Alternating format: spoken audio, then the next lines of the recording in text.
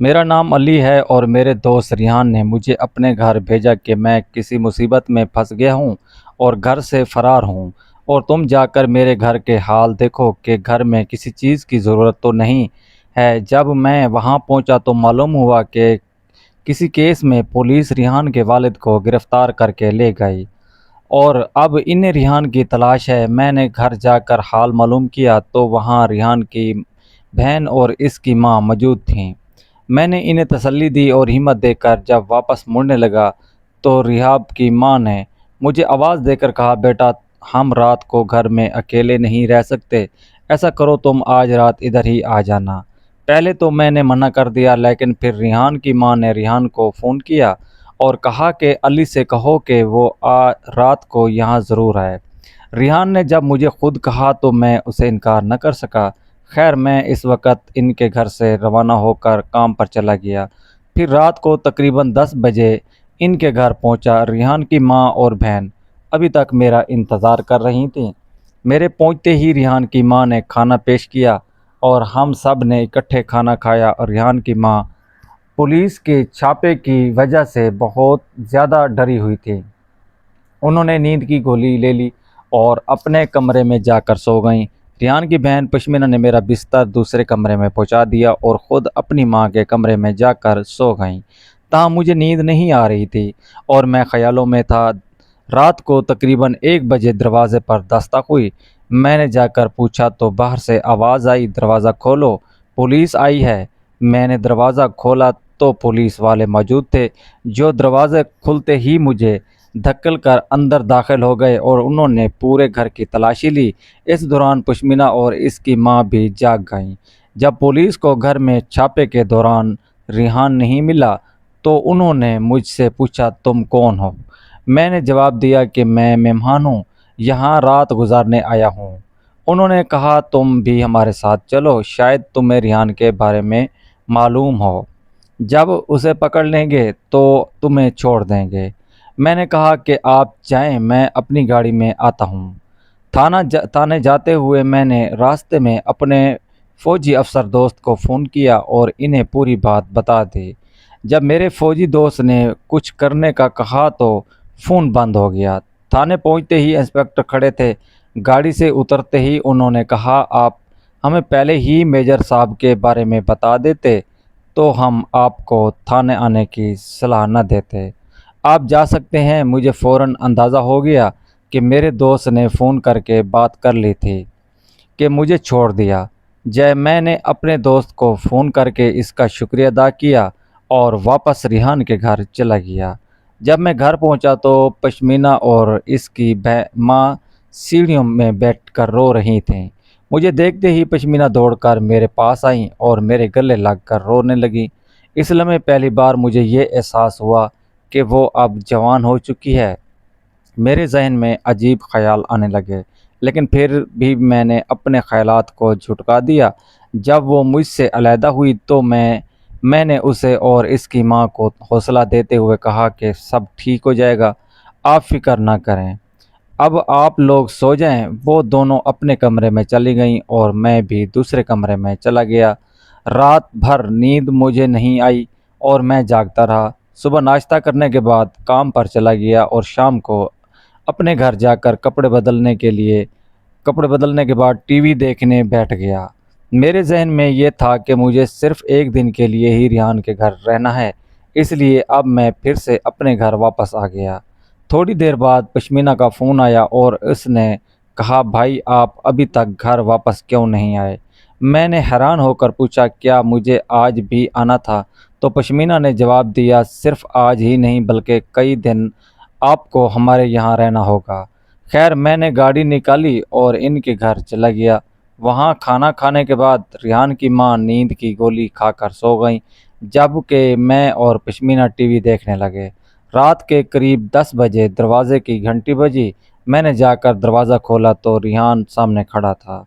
میں نے اسے اندر لے آیا۔ وہ چند منٹ رکا اور اس نے پشمینہ سے کہا کہ وہ ماں کا خیال رکھے، پھر کچھ دیر بعد وہ واپس چلا گیا۔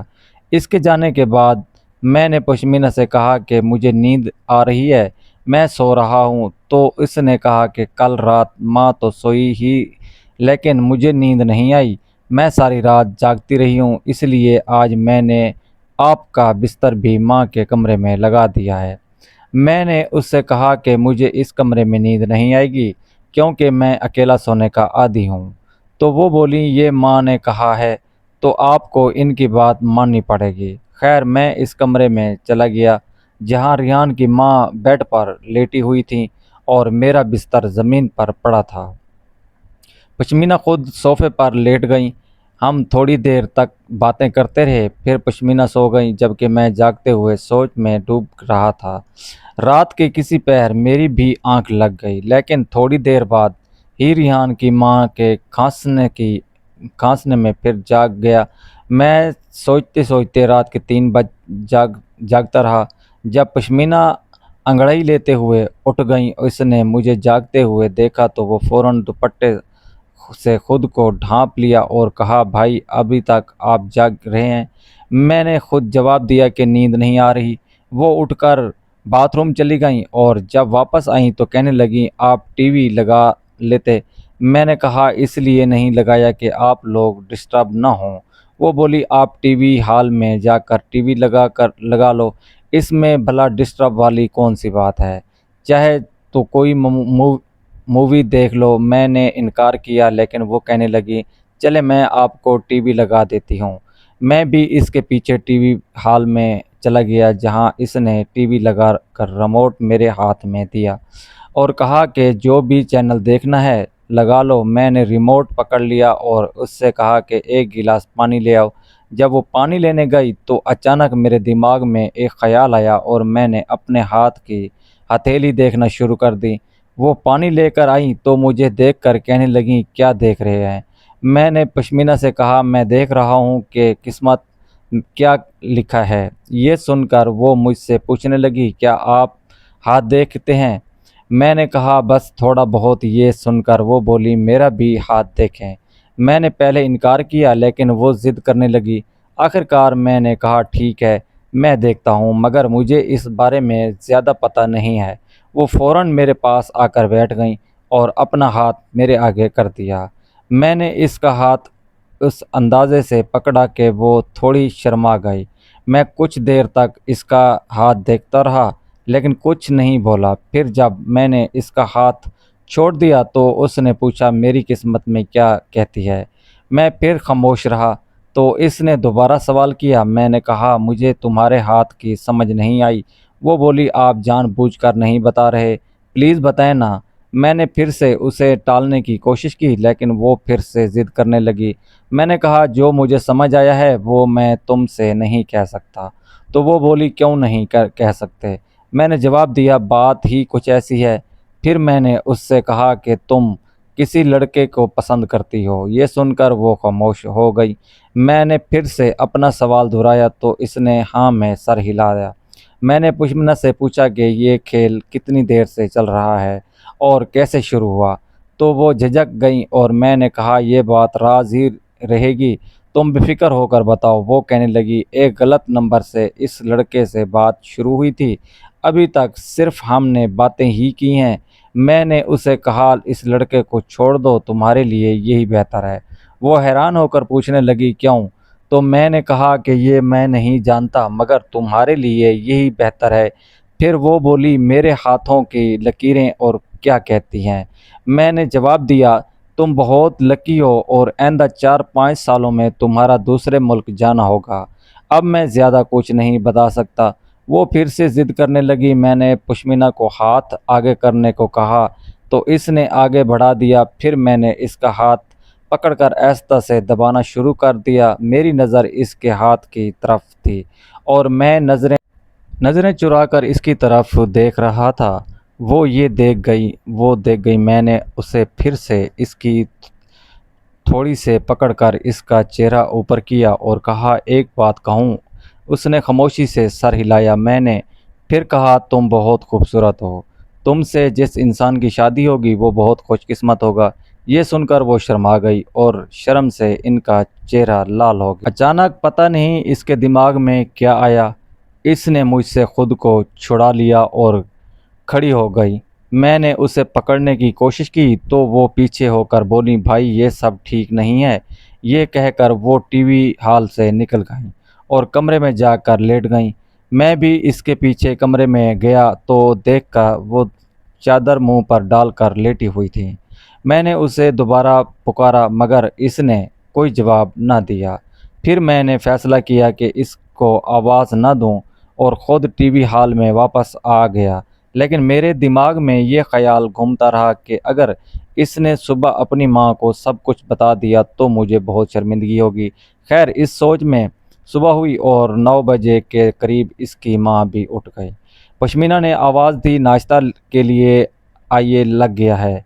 मैं कमरे में गया तो उसकी माँ ने कहा, बेटा तुम्हारी आंखें सुर्ख हो रही हैं, क्या तुम रात को सोई नहीं? मैंने जवाब दिया, आंटी नींद नहीं आई, इसलिए सारी रात टीवी देखता रहा। नाश्ता करने के दौरान पश्मीना नीचे बैठी रही और इसने भी मेरी तरफ सही से कुछ नहीं खाया। इसके बाद मैं गाड़ी में बैठा और दफ्तर जाने के बजाय घर चला गया। वहां पहुंचकर मैंने दफ्तर में फ़ोन किया कि मेरी तबीयत ख़राब है, इसलिए आज नहीं आ सकूंगा, और फिर बेड पर लेट गया जहां मुझे फ़ौरन नींद आ गई। शाम 4 बजे के करीब मेरी आंख खुली तो मोबाइल पर एक मैसेज आया हुआ था। मैसेज पढ़ा तो ये पश्मीना का था, जिसमें लिखा था, भाई रात को जो कुछ हुआ वो अच्छा नहीं हुआ। अब इस बारे में किसी को खबर ना हो। मैं भी कोशिश करूंगी कि आइंदा ऐसा ना हो और आपको भी आइंदा ऐसा करने की कोशिश ना करें। मैंने ये मैसेज पढ़कर पश्मीना के मोबाइल पर फ़ोन किया तो इसने फ़ोन नहीं उठाया। फिर मैंने इनके घर के नंबर पर फ़ोन किया तो इसने ही उठाया। मैंने मैसेज के बारे में बात शुरू की तो इसने कहा, अगर कोई और बात करनी है तो कर लें, ये मामला हमेशा के लिए ख़त्म हो गया। मैंने इससे कहा, ठीक है, आइंदा आपके घर नहीं आऊँगा। तो इसने कहा, ठीक है। ये कहकर इसने फ़ोन बंद कर दिया। इसके बाद मैंने सोचा कि आज के बाद मैं इनके घर नहीं जाऊँगा। 9 बजे के करीब मोबाइल पर घंटी बजी। मैंने फ़ोन उठाया तो पश्मीना बोल रही थीं। इसने कहा कि माँ बात करना चाहती हैं। मैंने सोचा कि इसने शायद अपनी माँ को सब कुछ बता दिया होगा, मगर इसकी माँ ने कहा, तो तुम कहाँ हो? मैंने बताया कि घर में हूँ। तो उन्होंने कहा, तुम अभी आ जाओ, पश्मीना को बाज़ार जाना है, उसे ले जाओ। इससे पहले कि मैं कुछ कहता फ़ोन बंद हो गया। तो मैंने गाड़ी निकाली और इनके घर की तरफ चल पड़ा। जब घर पहुंचा तो पश्मीना खाना लगा रही थी। आंटी ने खा पहले खाना खा लो फिर चले जाना। मैंने खाना खाया तो आंटी ने कहा, मैं गोली खाकर सो रही हूँ, तुम लोग बाहर के दरवाजे की चाबी ले जाना और जल्दी आने की कोशिश करना। फिर पश्मीना ने माँ को गोली दी और ख़ुद तैयार होने लगी। जब 20 मिनट के बाद तैयार होकर वो बाहर निकली तो इसने एक खूबसूरत सी ड्रेस पहनी हुई थी और हल्का सा मेकअप किया हुआ था। बाहर निकलकर चुपचाप गाड़ी में बैठ गई। मैंने गाड़ी स्टार्ट की और चल पड़ा। सड़क पर पहुंचकर मैंने इससे कहा कि क्या बात है, खामोश क्यों हो? तो वो खामोश ही रही। मैंने फिर बुलाने की कोशिश की मगर वो खामोश। आखिरकार वो बोल पड़ी, भाई प्लीज़ ऐसा ना करें, ये ठीक नहीं है। मैंने कहा, कुछ भी गलत नहीं है। तो इसने जवाब दिया, ये सब गलत है। मैं सिर्फ़ इस इंसान के साथ ही रहूँगी जो मेरा शौहर होगा। मैंने झट से जवाब दिया, बेवकूफ़ लड़की, तुमने मुझे अभी तक पहचाना ही नहीं है। मैं ही हूँ वो इंसान जिससे तुम्हारी शादी होगी। वो मेरी तरफ हैरत से देखने लगी।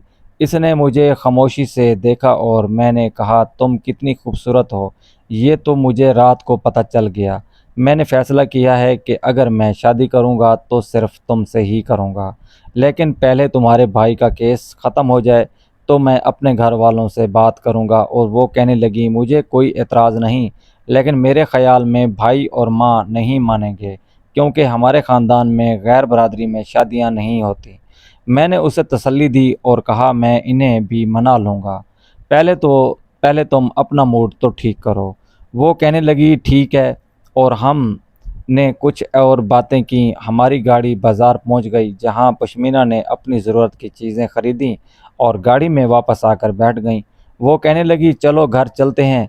मैंने कहा, हम पहले आइसक्रीम खा खा लेते हैं, پھر چلیں گے۔ پہلے تو وہ نہ مانی، لیکن میرے بار بار کہنے پر وہ مان گئی۔ میں نے آئس کریم منگوانے کی تو وہ کہنے لگیں بھائی میرے لیے منگوائیے گا، منگوا لو فلور میں نے کہا آپ بھی صرف تمہارا بھائی نہیں رہا۔ تو وہ ہنسنے لگی اور کہنے لگی گھر والوں کے سامنے تو بھائی ہی کہوں گی جب تک تم ان سے بات نہیں کر لیتے۔ یہ سن کر میں خاموش ہو گیا۔ جب ہم آئس کریم کھا کر گھر پہنچے تو اس نے میرا بستر لگا دیا اور میں ٹی وی ہال میں جا بیٹھا۔ کچھ دیر بعد وہ آئی اور کہنے لگی بستر لگا لیا ہے، جب سونا ہو تو آ جانا۔ میں بھی تھوڑی دیر بعد سو گیا۔ صبح 7 بجے میں اٹھا تو اس کی ماں ناشتہ بنا رہی تھیں۔ میں نے پوچھا آنٹی پشمینہ کہاں ہے؟ تو وہ کہنے لگیں اسے بخار ہو گیا ہے، اس لیے وہ ناشتہ بنا رہی ہوں۔ میں نے ناشتہ کیا اور دفتر چلا گیا۔ شام کو جب دوبارہ گھر واپس آیا تو وہ ابھی بھی بیڈ پر لیٹی ہوئی تھیں۔ میں نے اس سے پوچھا کیا بات ہے؟ تو وہ کہنے لگیں سر میں درد ہو رہا ہے، اب تھوڑی سی درد میں کمی ہوئی ہے مگر درد ابھی بھی برداشت نہیں ہو رہا۔ میں نے اسے ڈاکٹر کے پاس لے جانے کا کہا تو وہ انکار کر کے اپنی ماں کے کمرے میں لیٹ گئیں۔ میں نے اسے کئی بار کمرے سے باہر آنے کا کہا لیکن وہ نہیں آئی۔ اگلے روز جب میں دفتر سے گھر آیا تو پشمینہ کے بھائی کا کیس ختم کر دیا گیا تھا اور کہا گیا تھا کہ وہ ریحان کو 5 گھنٹے میں پیش کر دیں گے، ورنہ وہ انہیں پھر سے پکڑ کر لے آئیں گے۔ میرے گھر جانے پر دونوں باپ بیٹا گھر موجود تھے مگر ریحان کے باپ نے کہا کہ وہ ریحان کو کسی بھی صورت پیش نہیں کریں گے اور وہ خود بھی کچھ دن کے لیے تک گھر میں نہیں رہیں گے۔ انہوں نے گھر رہنے پر میرا شکریہ ادا کیا اور کچھ دیر بعد کھانا کھا کر گھر سے باہر چلے گئے۔ 2 دن بعد پولیس نے ریحان کو گرفتار کر لیا۔ اب ریحان کی رہائی کے لیے کوشش کر رہے تھے۔ میں سوچ رہا تھا کہ یہ لوگ اس مصیبت سے نکل جائیں تو میں ان سے پشمینہ کے رشتے کی بات کروں، لیکن اس دوران ایک بڑے بزنس مین کی کوششوں سے صلح کی کوشش کامیاب ہو گئی۔ صلح کے لیے 2 لاکھ روپے اپنے ایک 40 سال کے شخص کے لیے پشمینہ کا رشتہ مانگ لیا۔ ریحان نے اس کے لیے بے گناہ ہونے کے باوجود یہ دونوں شرطیں مان لیں کیونکہ تمام ثبوت ریحان کے خلاف جا رہے تھے۔ چند دنوں کے اندر ہی پشمینہ کی شادی ہو گئی۔ پشمینہ بھی اپنے بھائی کی رہائی کی خاطر دل میں پہاڑ جتنے غم اٹھائے خاموش ہو گئی۔ میں نے 1-2 بار اس سے موبائل فون پر بات کرنے کی کوشش کی مگر اس نے فون ہی نہیں اٹھایا۔ جب اس کے گھر جا کر اس سے بات کرنے کی کوشش کرتا تو اس کے والدین اور بھائی گھر میں رہتے، جس کی وجہ سے پشمینہ سے بات کرنے کا موقع نہیں ملتا۔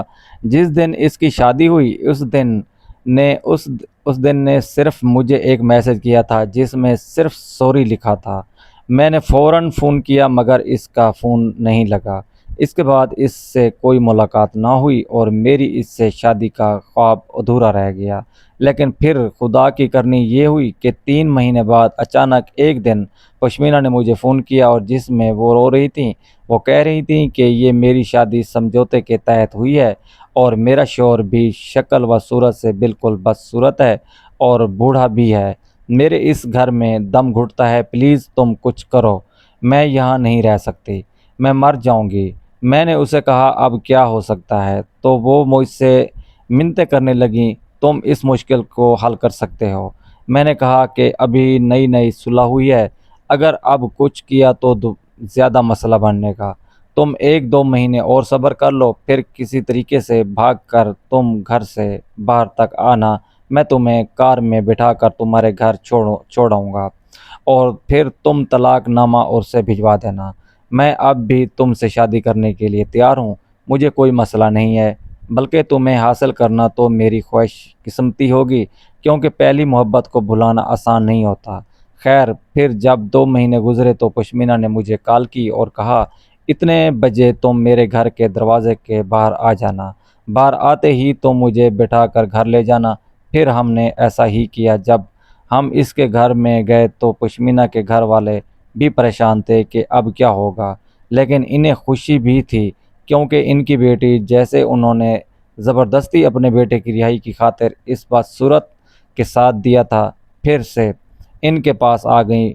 خیر پھر پشمینہ کے سسرال والوں نے کچھ عرصہ تک تو ہنگامہ کیا اور کیس وغیرہ بھی کروائے، لیکن کچھ نہ کر سکے، کیونکہ یہ شادی صرف ایک سمجھوتے کے تحت ہوئی تھی اور اس میں قانون بھی کچھ نہیں کر سکتا تھا۔ اور پھر وہ اپنی مرضی سے ہی گھر آئی تھی۔ پھر پشمینہ نے مجھ سے شادی کر لی اور اسے پا کر تو میری دنیا جیسے جنت بن گئی۔ اب ہم دونوں خوش اپنی زندگی گزار رہے ہیں۔ دوستو، آپ کو یہ کہانی کیسی لگی ہے؟ اب سب دوستوں سے گزارش ہے، پلیز ہمارے چینل کو ضرور سبسکرائب کر لیں۔ شکریہ۔